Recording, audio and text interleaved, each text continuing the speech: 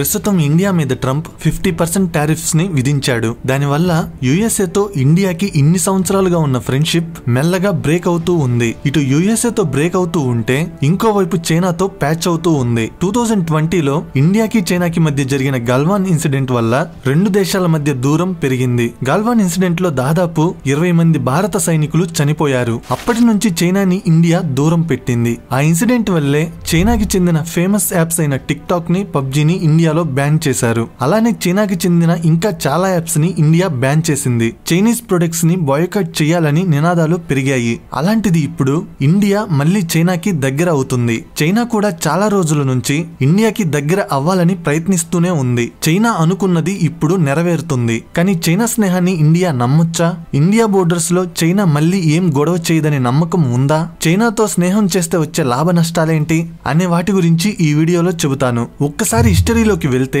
1950s లో India China చాలా ఫ్రెండ్లీగా ఉండేవి. ఆ టైంలో జవహర్ లాల్ నెహ్రూ గారు ఇండియాకి ప్రధానమంత్రిగా ఉండేవారు. 1949లో చైనా అనే దేశం ఏర్పడింది. చైనా అనే దేశం ఏర్పడినప్పుడు ఆ దేశాన్ని ఎవరూ రికగ్నైజ్ చేయలేదు. ఎందుకంటే ఆ టైంలో చైనాలో ఉన్న గవర్నమెంట్ అనేది డెమోక్రటిక్ గా ఎలక్షన్స్ ద్వారా ఏర్పడిన గవర్నమెంట్ కాదు. బంగ్లాదేశ్ లో కూడా ఎలక్షన్స్ ద్వారా డెమోక్రటిక్ గా ఏర్పడిన షేక్ హసీనా గవర్నమెంట్ ని తీసేసి ఆమెని దేశం నుంచి వెళ్లగొట్టి అన్డెమోక్రటిక్ గా మొహమ్మద్ యూనస్ నాయకత్వంలో ఇల్లీగల్ గా ఇంకొక గవర్నమెంట్ ఏర్పడింది. అలాంటి ఇల్లీగల్ గవర్నమెంట్ ని ప్రపంచ దేశాలు ఒప్పుకోవు, రికగ్నైజ్ చెయ్యవు. సేమ్ చైనా అనే దేశం ఏర్పడినప్పుడు కూడా చాలా ప్రపంచ దేశాలు చైనాలో ఉన్న గవర్నమెంట్ ని రికగ్నైజ్ చేయలేదు. కానీ నెహ్రూ గారు మాత్రం చైనాతో ఫ్రెండ్షిప్ చేయాలనే ఉద్దేశంతో చైనాలో ఉన్న గవర్నమెంట్ ని లీగల్ గవర్నమెంట్ అని అనౌన్స్ చేశారు. చైనా అనే కంట్రీని రికగ్నైజ్ చేశారు. హిందీ చీని బాయి బాయి అని నెహ్రూ అనౌన్స్ చేశారు. అంటే ఇండియన్స్ మరియు చైనీస్ ప్రజలు అన్నదమ్ములు అని అర్థం. నెహ్రూ గారు అలా చేయడానికి కారణం ఏంటంటే ఆల్రెడీ ఒకవైపు పాకిస్తాన్ తో యుద్ధం జరిగి శత్రుత్వం ఏర్పడి ఉంది.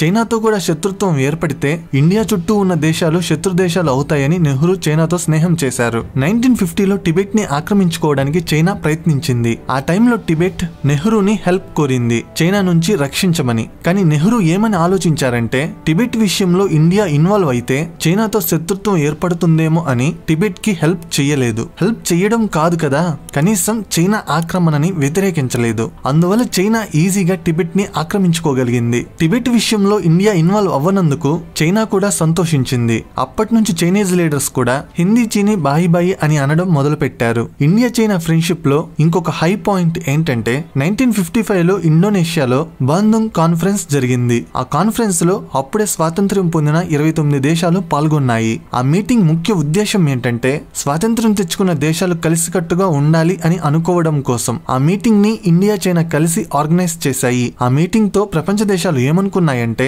యుఎస్ఏ రష్యా తర్వాత ఇండియా చైనా దేశాలే ప్రపంచాన్ని శాసించబోతున్నాయి అని. కానీ ఇండియా చైనా మధ్య స్నేహం ఎంతో కాలం నిలవలేదు. ఎందుకంటే ఇండియాతో చైనా ఫ్రెండ్షిప్ చేస్తూనే ఇండియాకి తెలియకుండా ఇండియాకి చెందిన అక్సై చిన్ ప్రాంతంలో గుండా హైవేని చైనా కన్స్ట్రక్ట్ చేసింది. ఈ విషయం రోడ్ కన్స్ట్రక్షన్ పూర్తి అయ్యే వరకు ఇండియాకి తెలియలేదు. ఎందుకంటే అక్సై చిన్ ప్రాంతం ఒక డెసర్ట్ లా ఉంటుంది. ఆ ప్రాంతంలో సైనికులు నివసించడం కష్టం. అందుకే ఇరు దేశాల సైనికులు అప్పట్లో ఆ ప్రాంతంలో ఉండేవాళ్ళు కాదు. అదే అదునుగా భావించిన చైనా ఇండియాకి తెలియకుండా ఇండియాకి చెందిన భూభాగంలో 180 కిలోమీటర్ల రోడ్ ని కన్స్ట్రక్ట్ చేసింది. ఆ విషయం 1957లో బయటపడింది. అప్పటి నుంచి ఇండియా చైనా మధ్య గొడవలు స్టార్ట్ అయ్యాయి. అక్సై చిన్ ప్రాంతంలో ఇరు దేశాల సైనికులకు మధ్య గొడవ మొదలయ్యింది. ఆ గొడవని మాటల ద్వారా పరిష్కరించుకోవాలని ఇరు దేశాల లీడర్స్ మీటింగ్స్ పెట్టుకోవడం మొదలు పెట్టారు. ఇండియా కూడా చైనా విషయంలో ఇక నుంచి జాగ్రత్తగా ఉండాలని నిర్ణయించుకుంది. ఇంతలో టిబెట్ లో చైనా ఆక్రమణకి వ్యతిరేకంగా నిరసనలు స్టార్ట్ అయ్యాయి. ఆ నిరసనలను కూడా ఇండియా యూజ్ చేసుకోలేదు. టిబెట్ కి మాట సహాయం చేశారే తప్ప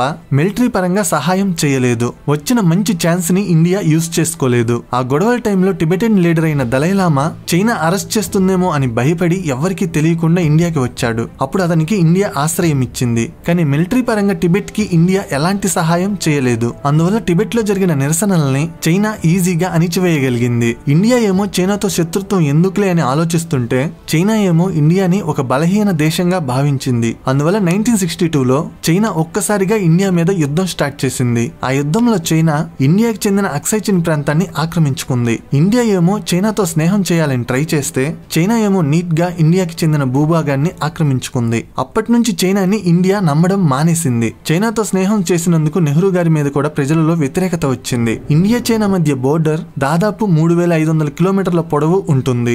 బోర్డర్ అంతా కొండల కెనాల్ ప్రాంతం అవ్వడం వల్ల ప్రాపర్ ఫెన్సింగ్ ఉండదు. ఇరు దేశాల సైనికులు అప్పుడప్పుడు జస్ట్ పాట్రోలింగ్ చేస్తుంటారు. అలా పాట్రోలింగ్ చేసేటప్పుడే గొడవలు వస్తుంటాయి. ఎందుకంటే ఇండియా చైనా బోర్డర్ మధ్య ప్రాపర్ లైన్ ఉండదు. ఇండియా ఏమో బోర్డర్ ఒకలా అనుకుంటుంది, చైనా ఏమో ఇంకోలా అనుకుంటుంది. ఇండియా క్లెయిమ్ ని చైనా యాక్సెప్ట్ చేయదు, చైనా క్లెయిమ్ ని ఇండియా యాక్సెప్ట్ చేయదు. అందుకే ఇరు దేశాల మధ్య మ్యూచువల్లీ యాక్సెప్టెడ్ బోర్డర్ లేకపోవడం వల్ల సైనికుల మధ్య గొడవలు జరుగుతుంటాయి. హిమాచల్ ప్రదేశ్ ఉత్తరాఖండ్ బోర్డర్ దగ్గర ఎలాంటి గొడవలు జరగవు. సిక్కిం అరుణాచల్ ప్రదేశ్ దగ్గర అప్పుడప్పుడు గొడవలు జరుగుతుంటాయి. లడక్ ప్రాంతంలో తరచుగా గొడవలు జరుగుతుంటాయి. ఒకప్పుడు చైనా ఆక్రమించుకున్న అక్సై చిన్ ప్రాంతం కూడా లడాక్ ప్రాంతానికి చెందినదే. చైనా స్ట్రాటజీ ఒక్కటే, బోర్డర్ లో ఎక్కడైతే భారత సైనికుల చెక్ పోస్ట్ ఉండదో అక్కడ చెక్ పోస్ట్ ని కన్స్ట్రక్ట్ చేస్తారు. ఎప్పుడైనా భారత సైనికులు అక్కడికి పాట్రోలింగ్ కి వస్తే చైనా సైనికులు ఇది మా భూభాగం అని క్లెయిమ్ చేస్తారు. ఒకవేళ భారత సైనికులు కాదని అంటే చైనా సైనికులు గొడవ పడతారు. గొడవ కోసం ముందుగానే అన్ని ఆయుధాలని చైనా సైనికులు అరేంజ్ చేసుకుంటారు, పోరాడతారు,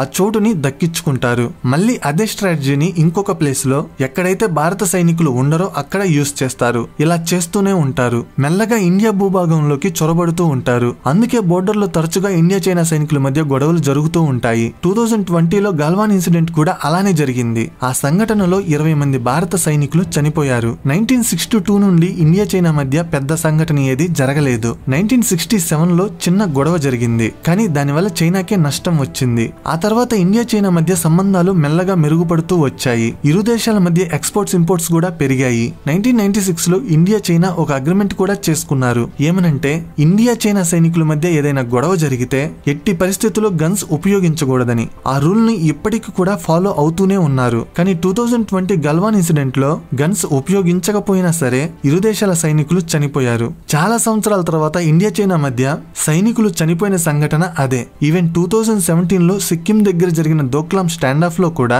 ఎవరూ చనిపోలేదు. జస్ట్ ఒక రోడ్ కన్స్ట్రక్షన్ విషయంలో గొడవ పడ్డారంతే. అలాంటిది 2020లో గల్వాన్ ఇన్సిడెంట్ లో సైనికులు చనిపోయారు. ఎన్నిసార్లు చైనాని నమ్మినా సరే స్టిల్ చైనా అదే స్ట్రాటజీని యూజ్ చేస్తుంది. మెల్లగా భారత భూభాగంలోకి చొరబడాలని ట్రై చేస్తుంది. అందుకే ఈసారి ఇండియా డిసైడ్ అయ్యింది చైనాతో డిస్టెన్స్ మెయింటైన్ చేయాలి అని. అప్పటి వరకు చైనా మీద ఇండియా చాలా డిపెండ్ అవుతూ వచ్చింది. ఇక ఈ ఇన్సిడెంట్ తో చైనా మీద డిపెండ్ అవ్వకూడదని రియలైజ్ అయ్యింది. చైనీస్ యాప్స్ అయిన టిక్ టాక్, పబ్జీని నిర్దాక్షిణ్యంగా బ్యాన్ చేసింది. ఏదైనా చైనీస్ కంపెనీ ఇన్వెస్ట్మెంట్ పెట్టడానికి వస్తే రానివ్వలేదు. కానీ అప్పటికే చాలా చైనీస్ మొబైల్ కంపెనీస్ కి ఇండియాలో ఇన్వెస్ట్మెంట్ కి పర్మిషన్ ఇచ్చింది. ఇచ్చిన వాటిని క్యాన్సిల్ చేస్తే ఇండియన్స్ కి జాబ్స్ పోతాయని వాటిని టచ్ చేయలేదు. కొత్తగా వచ్చే ఇన్వెస్ట్మెంట్ ని ఆపేసింది. అందులో ఒక ఎగ్జాంపుల్ ఏంటంటే BYD కంపెనీ. BYD అనే కంపెనీ చైనాలో చాలా ఫేమస్. అది ఎలక్ట్రిక్ కార్స్ ని మ్యానుఫ్యాక్చర్ చేస్తుంది. మొబైల్ ఫోన్స్ లో చైనీస్ కంపెనీ అయిన షామీ ఎలానో ఎలక్ట్రిక్ కార్స్ లో BYD కంపెనీ అలా. అయితే BYD కంపెనీ రీసెంట్ గా ఇండియాలో ఇన్వెస్ట్మెంట్ పెట్టడానికి వచ్చింది.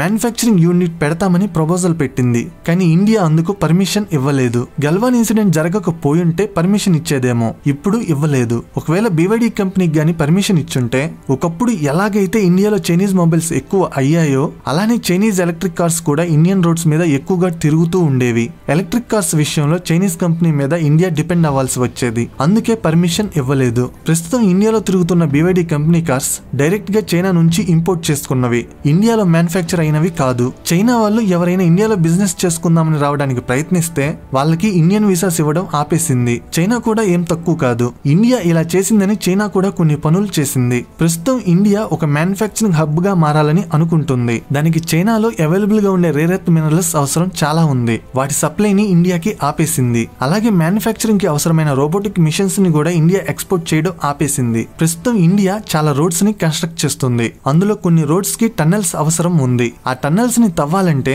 టన్నెల్ బోరింగ్ మిషన్స్ కావాలి. ఆ మిషన్స్ చైనాలో ఎక్కువగా ఉంటాయి, తక్కువ ప్రైస్ కి అవైలబుల్ గా ఉంటాయి. అలాంటి మిషన్స్ ని ఇండియాకి రానివ్వకుండా చైనా ఆపేసింది. అందువల్ల ఇండియా ఆ మిషన్స్ ని జర్మనీ, ఆస్ట్రేలియా నుంచి ఇంపోర్ట్ చేసుకోవడం మొదలు పెట్టింది. ఆ దేశాల నుంచి ఇంపోర్ట్ చేసుకోవడం కొంచెం కాస్ట్లీ అయినా సరే ఇండియాకి తప్పలేదు. చైనా మీద ఇండియా ఎంతగా డిపెండ్ అయిందంటే 2024-25 ఫైనాన్షియల్ ఇయర్ లో ఇండియా చైనాకి $18 బిలియన్ విలువైన వస్తువులను ఎక్స్పోర్ట్ చేస్తే చైనా ఇండియాకి $109 బిలియన్ విలువైన వస్తువుల్ని ఎక్స్పోర్ట్ చేసింది. అంటే చైనా నుంచి ఇండియా చాలా ఎక్కువగా వస్తువుల్ని ఇంపోర్ట్ చేసుకుంది. ఫర్ ఎగ్జాంపుల్ ఇండియాలో మ్యానుఫ్యాక్చర్ అయ్యే మొబైల్ ఫోన్స్ కి కావాల్సిన పార్ట్స్ ని చాలా వరకు చైనానే ఇండియాకి పంపిస్తుంది. ఒకవేళ చైనా గానీ పార్ట్స్ సప్లైని ఆపేస్తే ఇండియాలో మొబైల్ ఫోన్స్ మ్యానుఫ్యాక్చర్ అవ్వవు. ఇండియా అంతగా చైనా మీద డిపెండ్ అయి ఉంది. ఇలాంటి వాటి ద్వారా చైనా చాలా ఈజీగా ఇండియాని రెస్ట్రిక్ట్ చేయగలదని ఇండియా రియలైజ్ అయ్యింది. అందుకే చైనా మీద ఎక్కువగా డిపెండ్ అవ్వకూడదని సెల్ఫ్ రిలయన్స్ అనే నినాదాన్ని ఇండియా స్టార్ట్ చేసింది. అలాగే ఇండియా తన స్ట్రాటజీని కూడా మార్చింది. చైనాకి ఉన్న శత్రు దేశాలతో ఫ్రెండ్షిప్ ఎక్కువగా చేయడం మొదలుపెట్టింది. ప్రస్తుతం చైనాకి ఉన్న పెద్ద ప్రాబ్లం తైవాన్. అందుకే తైవాన్ తో ఇండియా ఎక్కువగా ఫ్రెండ్షిప్ చేస్తుంది. తైవాన్ కి మిలిటరీ వెపన్స్ ని కూడా అమ్ముతుంది. ఒకప్పుడు India non violence non alignment ఐడియాలజీని ఫాలో అయ్యేది. ఆ ఐడియాలజీ ప్రకారం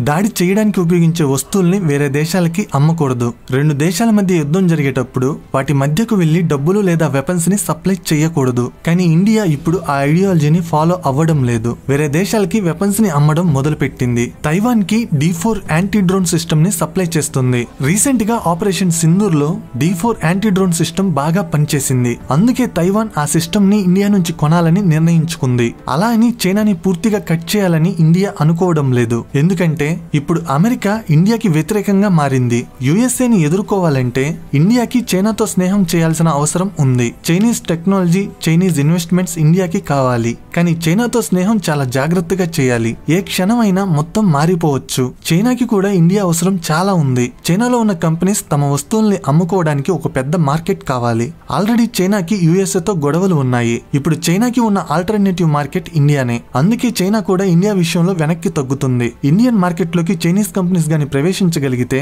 అప్పుడు చైనా జీడిపి బాగా పెరుగుతుంది. అందుకే చైనా కూడా ఇండియాతో స్నేహం చేయాలని ప్రయత్నిస్తుంది. ఇప్పుడు ట్రంప్ టారిఫ్స్ వల్ల ఇండియా చైనా దగ్గర అవుతున్నాయి. కానీ చైనాని పూర్తిగా నమ్మడానికి లేదు. చైనా మీద ఎక్కువగా డిపెండ్ అవ్వకుండా ఇండియా అడుగులు వెయ్యాలి. నా ఎక్స్ప్లెనేషన్ నచ్చితే వీడియోని లైక్ చేసి షేర్ చేయండి. ఇలాంటి ఇంట్రెస్టింగ్ వీడియోస్ కోసం ఛానల్ ని సబ్స్క్రైబ్ చేయండి. వీడియో పెట్టగానే నోటిఫికేషన్ రావాలంటే సబ్స్క్రైబ్ చేయగానే పక్కనే ఒక బెల్ ఐకాన్ కనబడుతుంది. దాని మీద క్లిక్ చేయండి. Thank you.